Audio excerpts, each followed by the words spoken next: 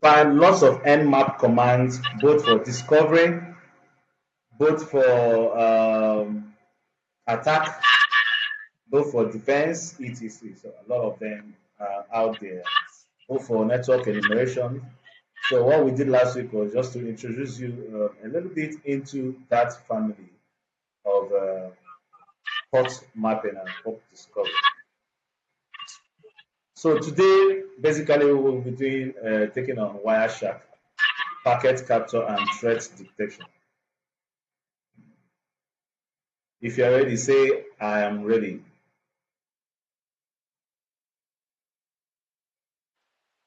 I'm ready. I'm ready. Okay. So, objective of today's class is to understand how to capture, filter, and analyze network packets. Network packets, we call them PCAP files. PCAP. P-C-A-P. PCAP. Where is your folder for? Let me get your drawing board. Okay, I've seen you. Let me get your drawing board.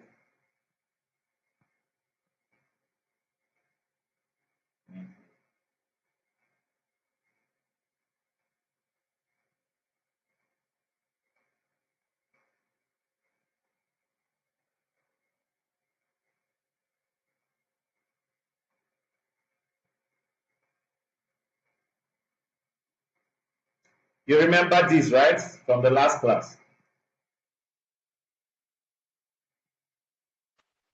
Yes, sir. I Please, do.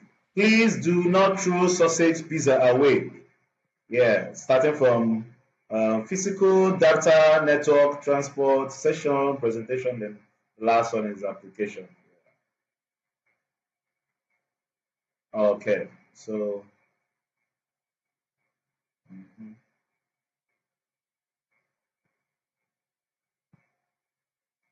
shrink it a little bit, take it over here.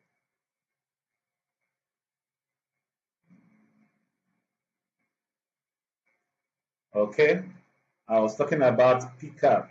When I mean PCAP, I mean P C A P. PCAP files. When you have a file from Wireshark application, it is called a PCAP file. A PCAP file. When you have a file from text editor,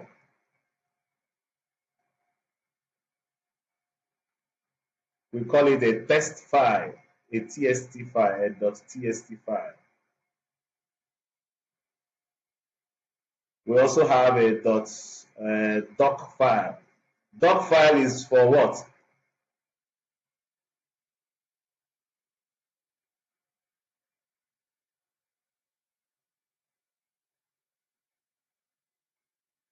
Doc file is for what?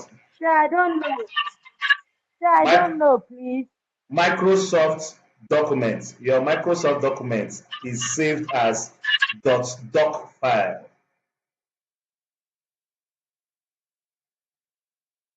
Do you understand what I said?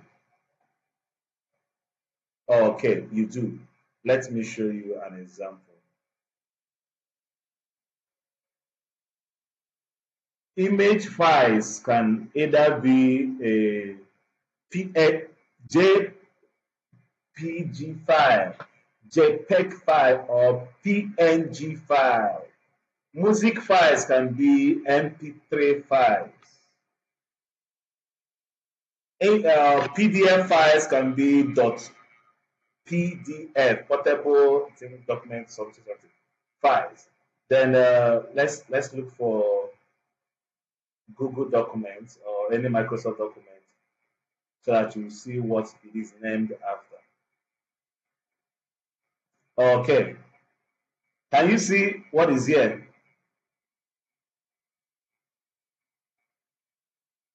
A Microsoft Word document is named as .docx. Also, Excel document is also named as .exl something something. So when you get documents from a Wireshark, it is called a PCAP file. PCAP file. And this PCAP file, you'll be meeting it once at a time or along the way in your journey as a cybersecurity personnel, most especially as a SOC analyst. Is that understood?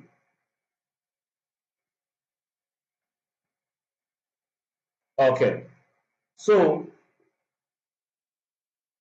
our objective is to understand how to capture, filter, and analyze network packets to spot anomalies.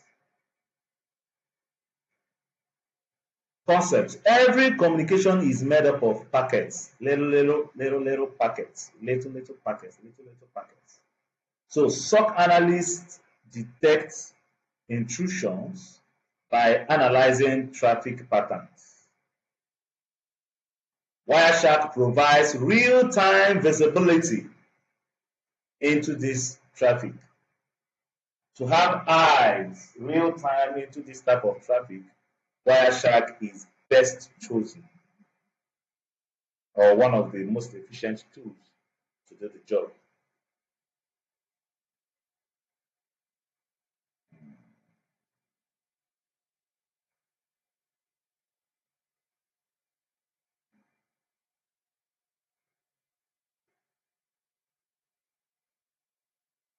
So in Security Operations Center, SOC, especially in SOC times, Wireshark is one of the most essential tools used by security analysts for network traffic capture and analysis.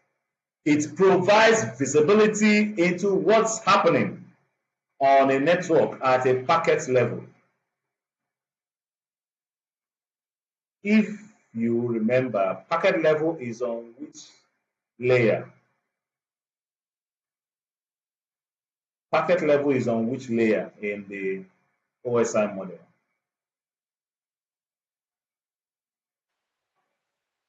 On network, IP packet. Okay. If that's what you said. Okay. Ensure you verify where you get from, or when you after the class to know whether you're right or wrong. So it provides visibility into what's happening on the network at the packet level, making it invaluable for threat detection. Go ahead. You want to ask a question?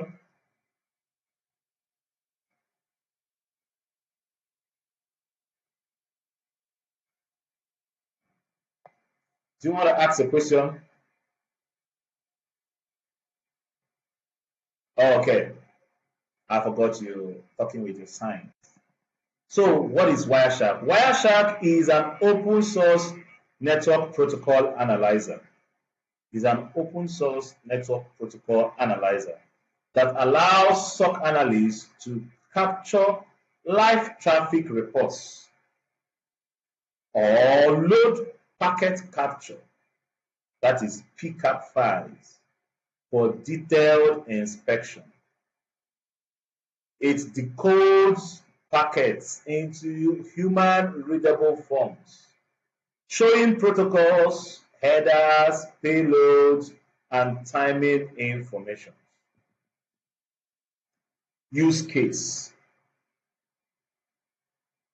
as a SOC analyst. What are the use cases for Wireshark? Number one is network traffic monitoring. SOC analysts use Wireshark to view all packets traversing a network interface. They can identify suspicious connections, protocol misuse, or even abnormal data flows. So in the job description of a network traffic monitoring as a SOC analyst, Wireshark is very, very important and useful. It is also important and useful in incident response cases. During an incident, analysts capture or import network traffic to identify malicious activities. For example, from the infected systems. They can, download or extract a file, then use Wireshark to analyze it, to know what infected it and how it was infected, or what is currently infecting it. Also, it can be used for malware and intrusion analysis.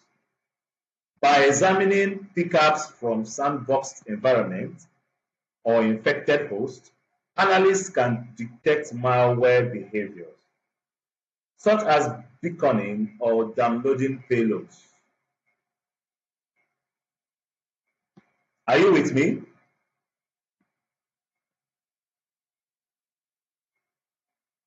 If you are with me, yes. Now read number 4, credential theft detection.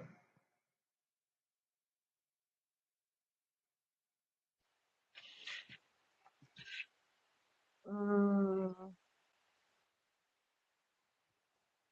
analysts inspect analysts inspect packets for plain text credentials.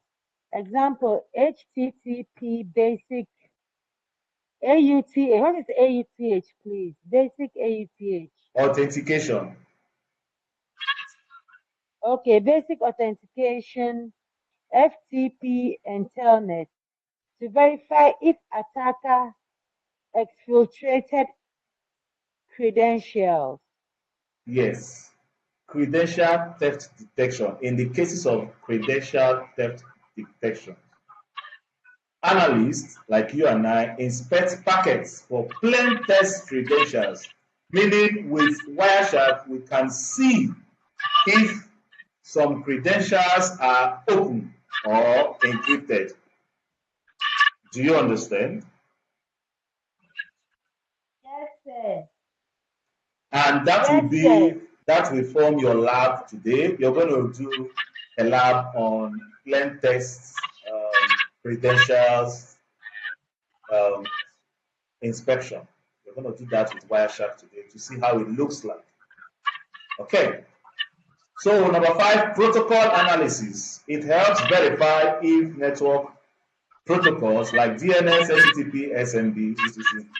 are behaving normally or being abused. Number 6, which is the last, threat hunting and validation. SOC teams use Wireshark. You have a question, please go ahead.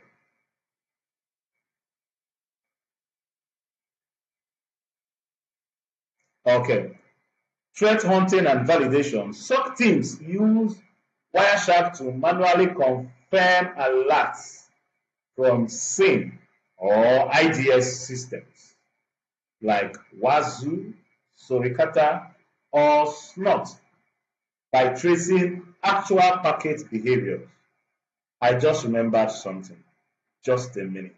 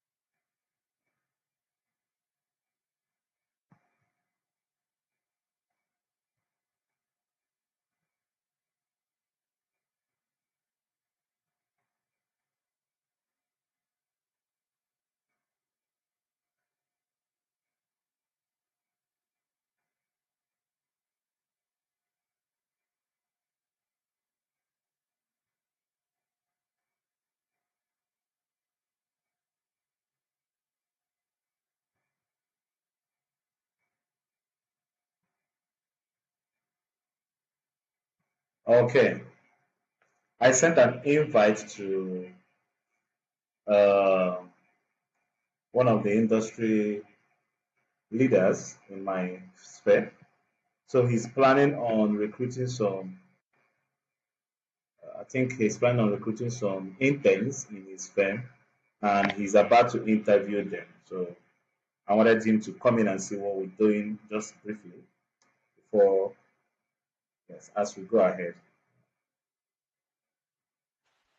Okay, oh, don't forget me, oh. No problem. Nobody, I won't forget. So, Mr. Manuel, welcome. Welcome, Mr. Manuel. Trust you're good, right? Yeah, thank you. Oh, Bye. okay. So, Juliet, like I said, for SOC analysts, the last part, you could mute now. Juliet. Okay, thank you. So, for SOC analysts, one of the last things they use Wireshark to do is to manually confirm alerts from SAME or IDS systems like the Wazoo, Suricata, or SNOT. Now, I think on which of the classes are you expected to go into Wazoo? Juliet.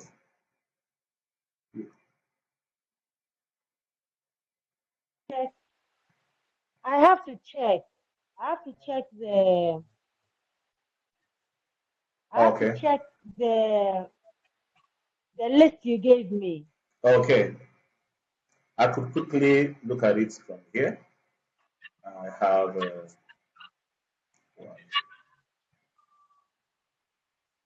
Meanwhile, what is Wazoo used for?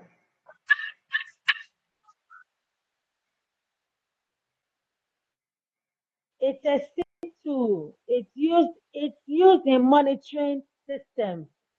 Okay. Okay.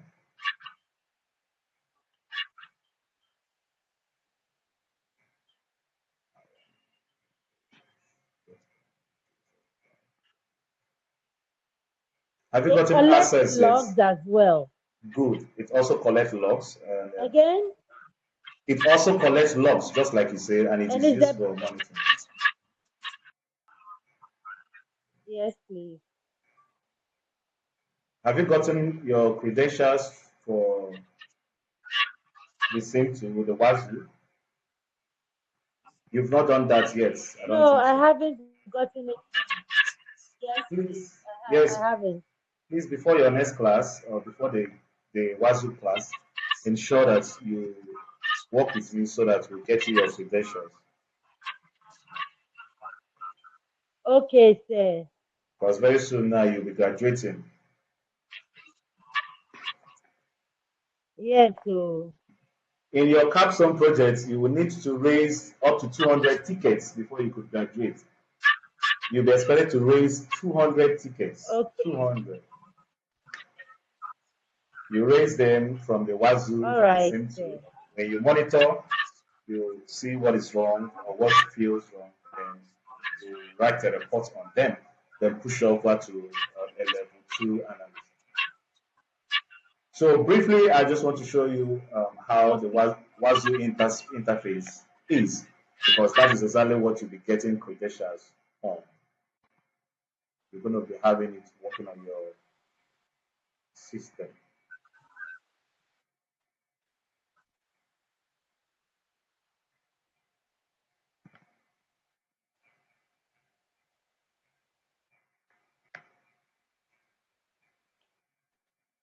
So while it is coming up, remember how we explained the operations of the Wazoo or the SIM tool. We are looking at a SIM tool, SIEM, which stands for what? What does it stand for?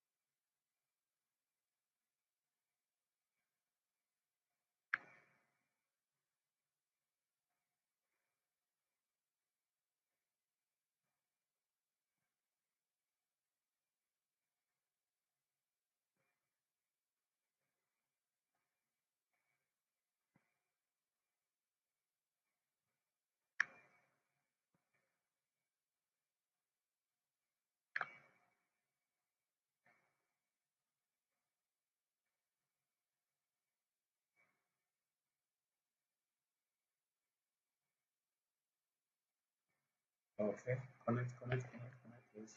Wrap up.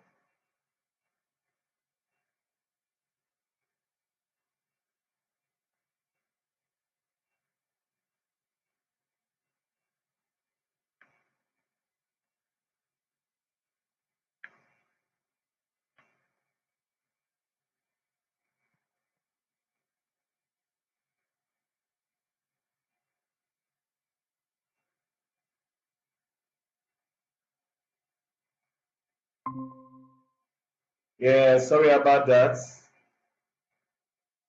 My network went missing without permission.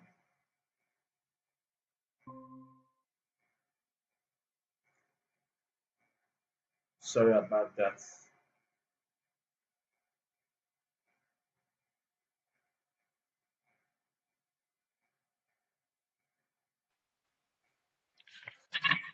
Yes, sorry about that. The network went AWOL on me. Okay. All right. So I was That's asking, okay. yes, I was asking, what does the SIM tool stand for? What does the SIM itself stand for? The word SIM. What does it stand for? It's it's a security information and event management tool. Okay, good. So security information and event management tool. And we are looking at, let's say that these are logs from different devices connected in a particular system. It might be the firewall, it might be servers, it might be email, database, etc. So all these are expected to, or all of them have logs that we want to monitor, which will form possibly the jobs of a security analyst or a basic cybersecurity personnel that is coming in. So all these logs are being channeled into the same tool, which can be Wazoo, which can be, name another SIM tool out there. Splunk. Splunk Yes, Splunk. I think NTOP and AG. QRadar, logarithm. Okay, as many as you can remember. So as you're going into the industries, most industries might use some of these tools. If you meet the ones that use Wazoo, fantastic. But if you meet the ones that use other ones, with the skills that you've gathered already on the Wazoo, you could be able to manipulate the system, of course. Okay. All right. Permit me to mute you a bit. Okay, thank you. So now this Wazoo filters out the noise. It reduces noise and increases signal. So meaning, um, both what's it called, false positives, all of them will be filtered out. Then the SOC analyst will be able to see those signals that actually mean something or that looks like they mean something, which increases the working time of the SOC analyst. So if you are, this got stuck here, why the network went bad. If you are working with the, what's it called, the Wireshark, just like we're about to experiment now, you will be able to capture clear credentials. And that is exactly what we're going to do in the next few minutes. And it will be your lab for the day. Okay. In summary, a network forensics and analysis tool that empowers analysts to see and understand every packet moving through a network. It turns invisible network data into actionable intelligence, supporting detection, investigation, and response workflows. And that is what Wireshark gives to us. So we are going to do this lab. First of all, we will open the Wireshark. Of course, when you open your Wireshark, you will be able to see the networks that are on. When I mean networks that are on, I mean, as you can see, it will highlight for you the network interfaces that are live.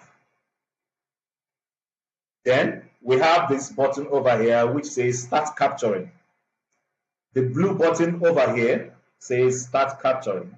Once it starts capturing, the stop capturing will be active so that you can use it to stop capturing when you are done with capturing what you want to capture.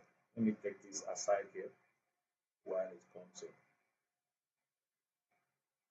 Then for the lab, you're going to run the capturing for probably a minute or thereabout.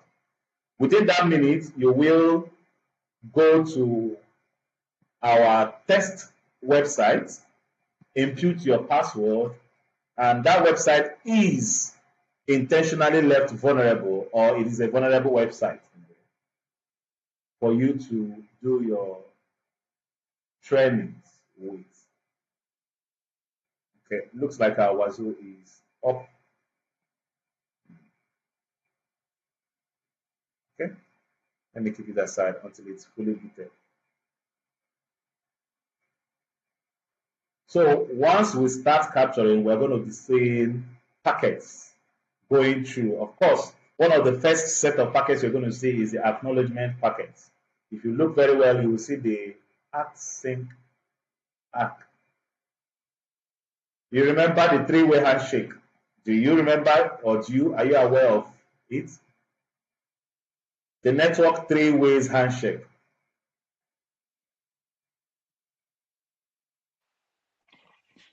Yes, please. So what are they?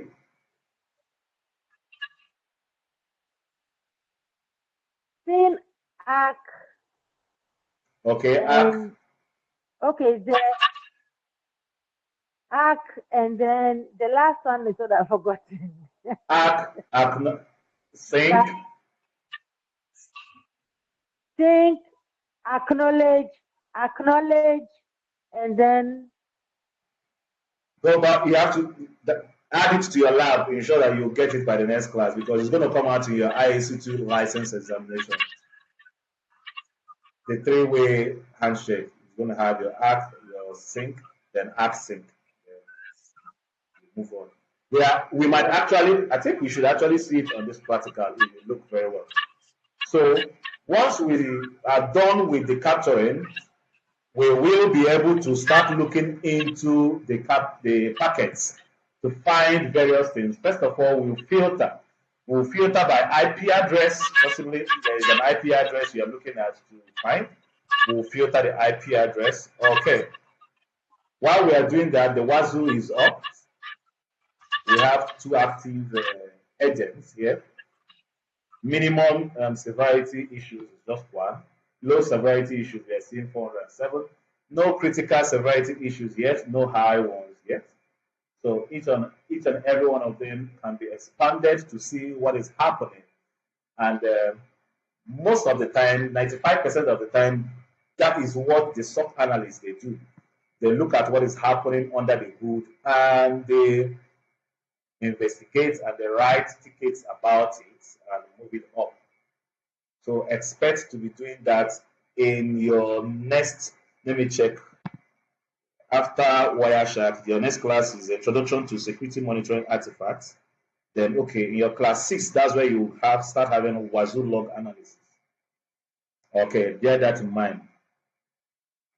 So once we have the packets already on, we start filtering. We'll filter out IP address so that everything under a particular IP address will be what will be showing. Then we'll also filter out HTTP. Then we'll also filter out DNS in case what you're looking for is in DNS. You also filter out TCP ports. You can say, okay, what I'm looking for, I want to see any open TCP port. What is port 22? What does it stand for?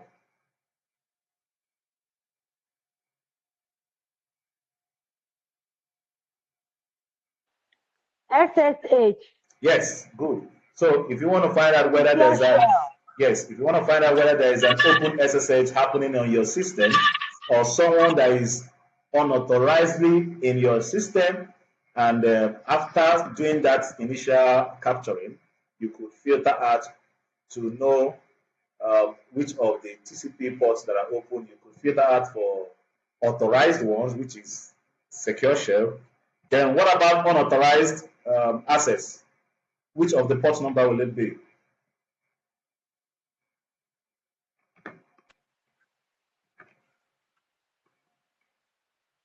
That should be telnet.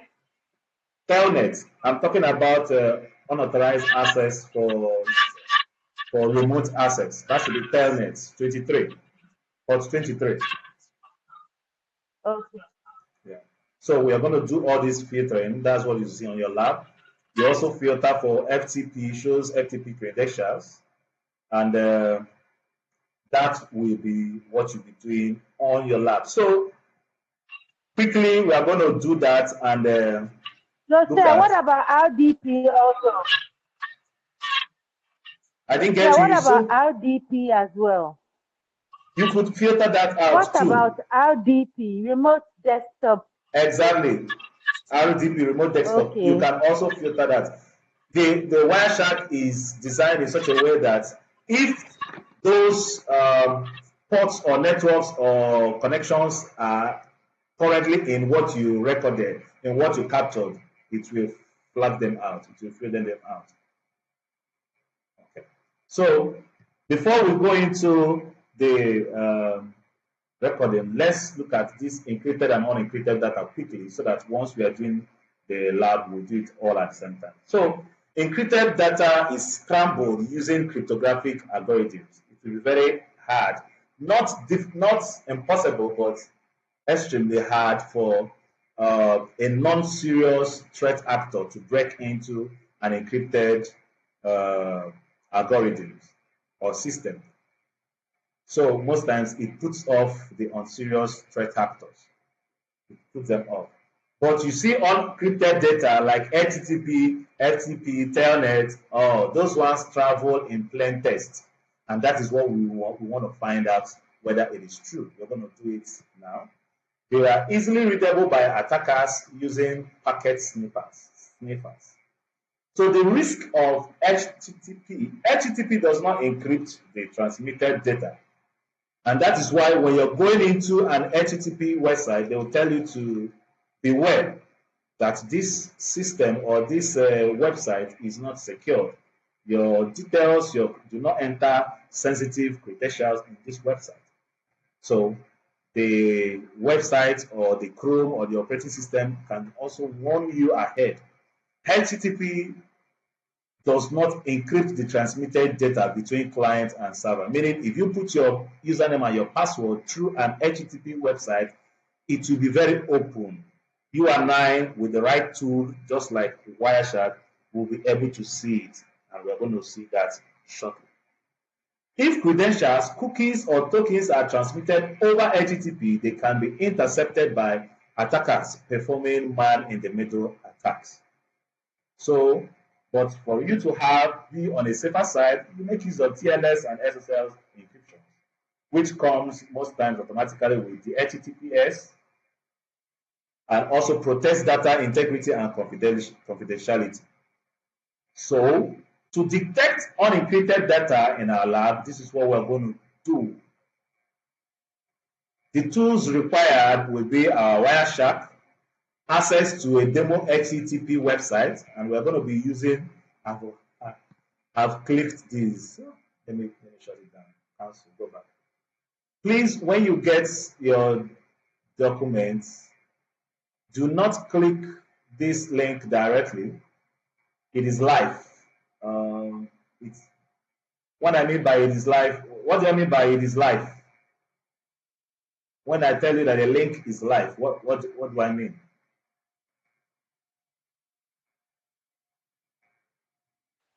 It means it's real. What I actually meant is clickable. It's ongoing. It's clickable. Okay. It's clickable.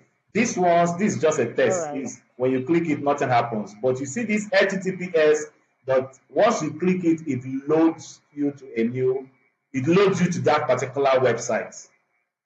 That is what I mean by it is live. So what you can do is right click on it and open in a new tab. Do you understand? Or you're going to copy the link address. So the address is testphp.vonweb.com. So you're going to need access to this website. Once you get to this website, you will be encouraged or prompted to put in your username and your password. Create an account, literally. So you're going to create a dummy account. You have to be mindful of the username and the password you create. Even if you don't create, they will give you a default one, test and test, or admin or admin. What they are trying to prove is with this default or with this username and credentials, when you use the right tools to sniff out or monitor this particular website, you'll be able to see your credentials in plain text, just like what we're going to do now. So the steps is you're going to open your Wireshark, you're going to select an active network. It should be already been selected. For example, when you see I have 1, 2, 3, more like 2 active networks here, the ATSO, the ET0 and the N. So we're going to select here, click the start capturing packet.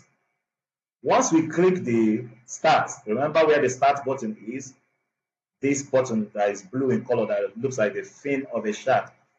Once we click it, then we'll navigate to this particular website, which is the test website. Once we get there, we'll enter the dummy credentials that will be presented to us. Then we navigate around the website, probably like for a minute. Then after that, we'll stop the scanning, the scanning or the monitoring. Once we stop it, we save it as a .pcap file. Remember what I told you about saving the files? It is a .pcap. It will come out as .pcap, P-A-C-A-P, .pcap file. It is an extension for Wireshark packet capture files, .pcap file. So we might name it, let's say, test1.pcap file. We might name that. So once we stop, we now start filtering. We'll do the filter for post, then also do, in fact, we're going to run through all your filtering, what's it called? All those filtering terms that we skipped above, you're going to do them, but I'm going to fast forward straight to the one that should show us where the plain text is, which should be on the post packet. So enough of talk, let us go in and do the do.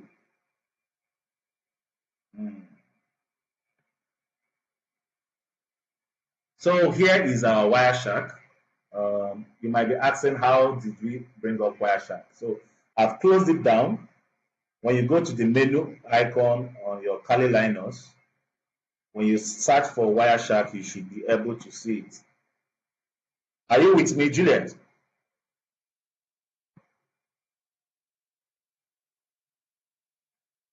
Okay, good. So once you click on it to open, it will come on. In just a few minutes, then it will come on.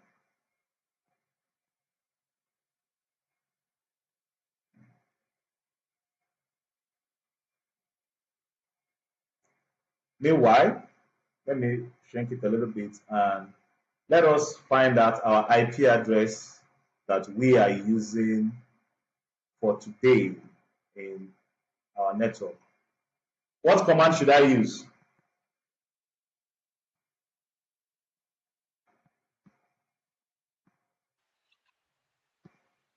ifconfig.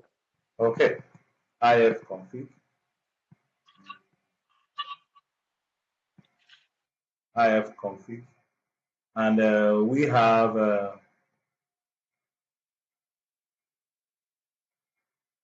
192.109. We have on the ETHO what's it called, network, we have 192.168.8.109. That means we are currently operating on a .109 sub class, on a class C. So our IP address is .109. Let me clear it up, and check both for how do I put it? Host, host name.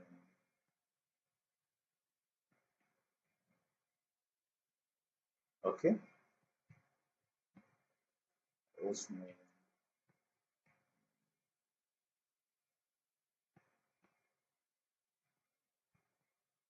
Okay, so we'll go.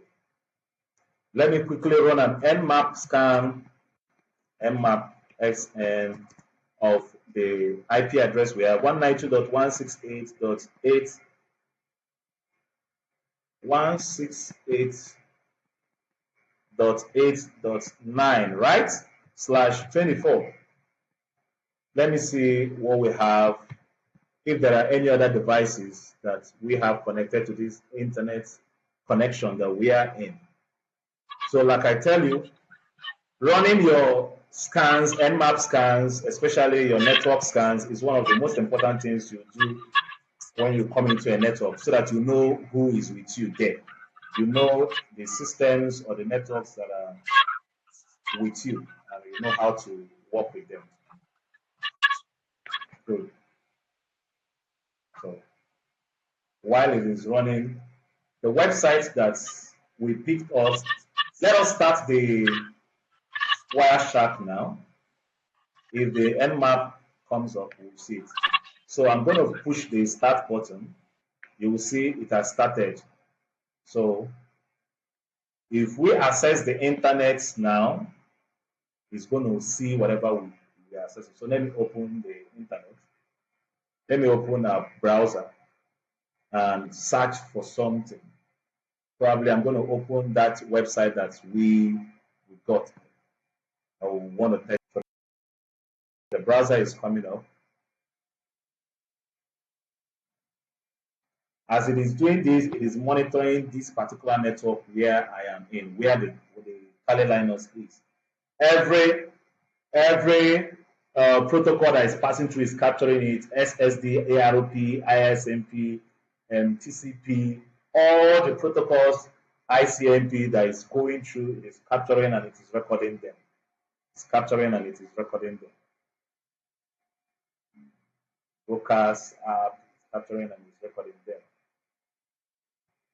Also, we are waiting for the browser to come up so that we can, you see, as the browser is coming up, the Wireshark will also be updating its monitoring to capture whatever it is we're doing inside the browser.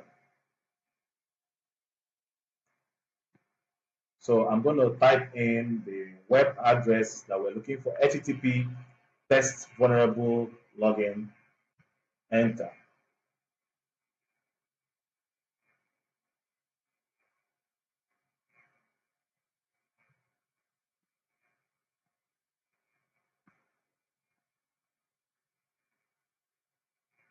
Test vulnerable, it is open, and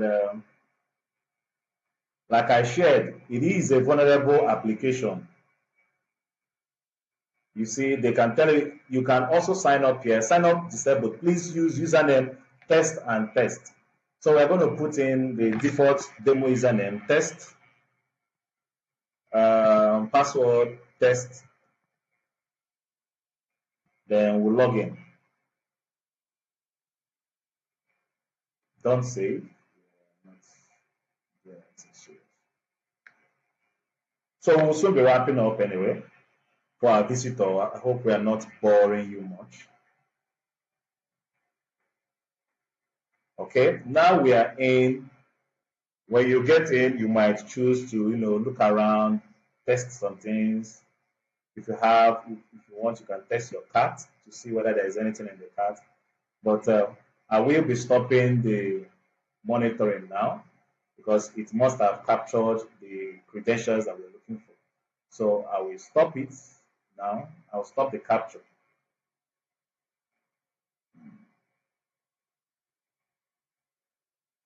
Once the capture is stopped, it will ask you, see, you can save as.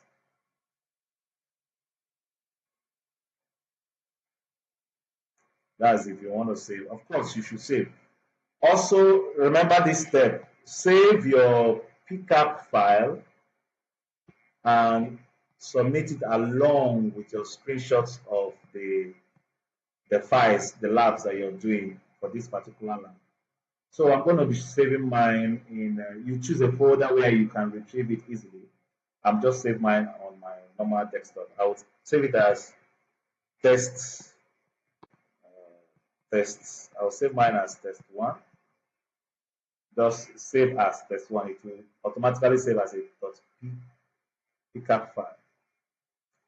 So I will minimize this.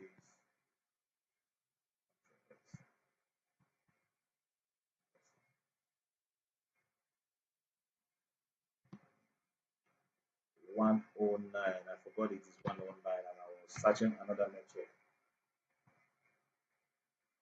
Okay, you see, with my own IP address, I'm able to find out all the devices that are connected in this particular network. This is my own IP address, 109. True or false? From what we've searched from the scan we did earlier. Juliet, are you there?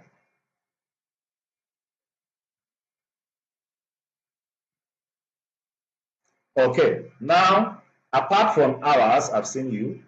I found .110, .108, .107, .104, .103, .102, .101, .100.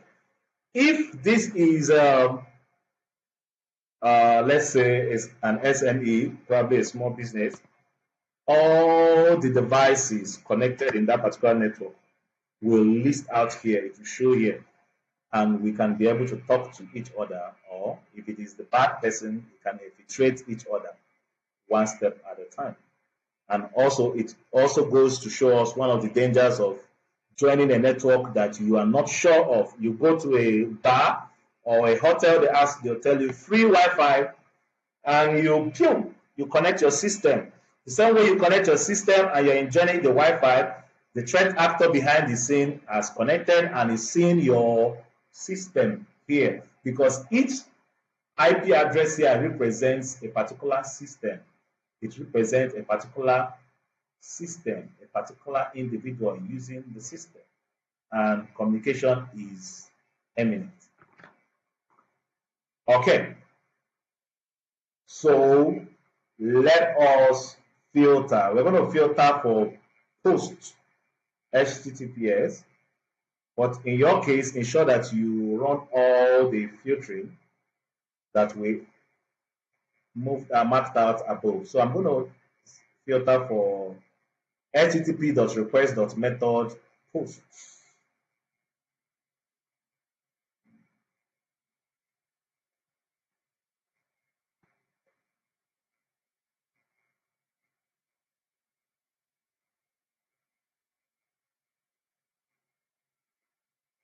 So that I can see it very well.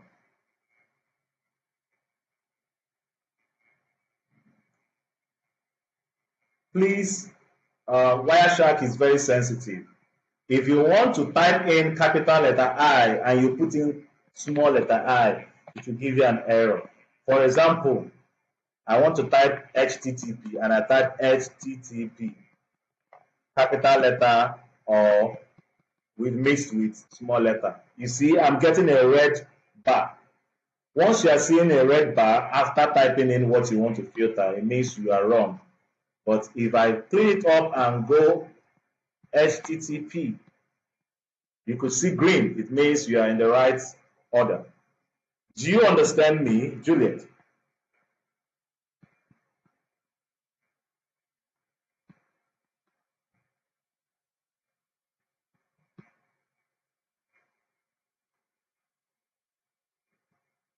Juliet, are you still there? We are almost rounding up. Don't worry.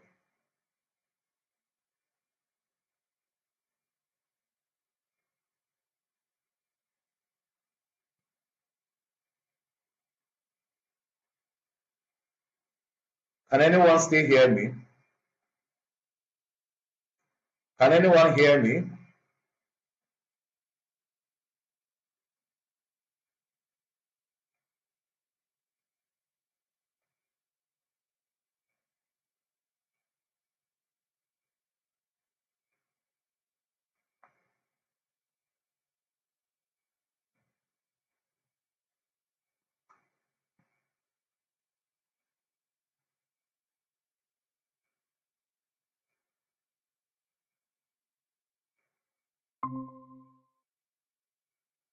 Where did you lose me?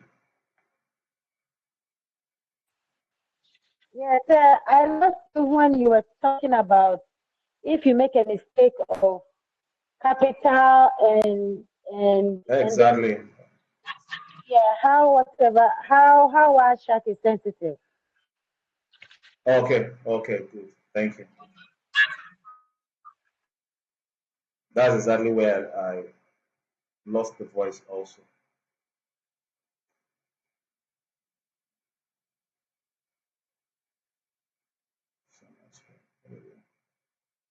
Okay, so now I put in the HTTP normal. I'm seeing the green signal, meaning I'm good. So try not to do copy and paste. If you copy the command and paste, you might be copying a wrong heading. So HTTP dot request dot method, a little space, double equal sign, space, open call, what's it called? Post. Then close the parenthesis. Now, once you're done typing in your filter, you just click your enter or you click the arrow at the end. So once I click enter, it's going to filter out every other noise and leave me with information containing what I'm looking for. So I'm going to increase it a little bit, take this up a little bit.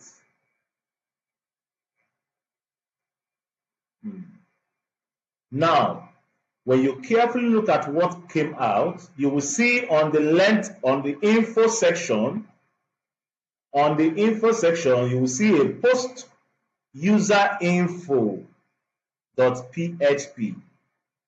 That should give you an idea. On the HTTP, you see, we entered an HTTP site that was not secure. So if we have, or we are looking at capturing a clear text credential, it should be here. That is if we are correct. So if we click on this particular packet, it will expand down below here. So let's, the first is the frame. Now, on the iOS, what's it called? What again? What's that iOS model? What's the model called? It's not iOS. I have my head wrapped up in so many things. Remind me, Juliet. What is that model called?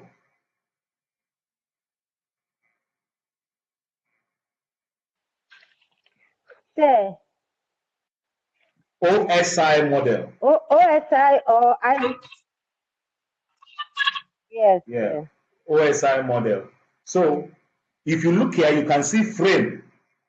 Remember that frame is part of the OSI model. There is a particular layer where it is. Frame, what we are looking for is not in frame. The Ethernet, that should be the network, the source. It is not here. You can also see the internet protocol, which should be on the layer 3. That should be layer 3 should be the network layer, or 1 to 3. Yes, layer 3 should be the network layer. Then the last layer is here is the HTML form. Can you see the form? What do you see here? Username and what?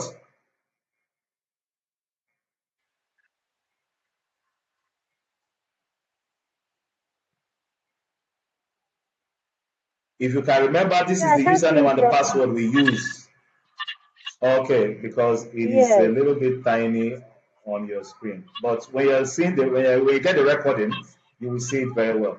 So what is here is actually HTML form URL encoded, which is the form we entered inside this particular website. This website, which that we entered, the form that we entered, which is our username and address, it is in fact visible here as it is plain text. Text as our username and text as our password. If you also look at the right hand side, you will also see it, the encryption here. The first one is text, and our password is text. You also see it. So it is visible in clear text. There is no encryption happening here. Unlike when we log into google.com on this same site, you will find out that you will not be able to see the form. Neither will you be able to see the plain text. So you are expected to perform this lab. All the all the filters, you have to do all of them. Put in all the filters. I think there should be 6 of them. FTP1, TCP2, DNS3, HTTP4, IP address 5, I think so. Then you might not add RDP to see if you will find any one of them. Then at the end, you perform the lab that we just did. You reduplicate it, you learn from it, and use it to update your classwork. Then also at the end, there is a mini quiz here, which we are going to use to wrap up this particular lab section. So the question here says, what protocol ensures encrypted web traffic?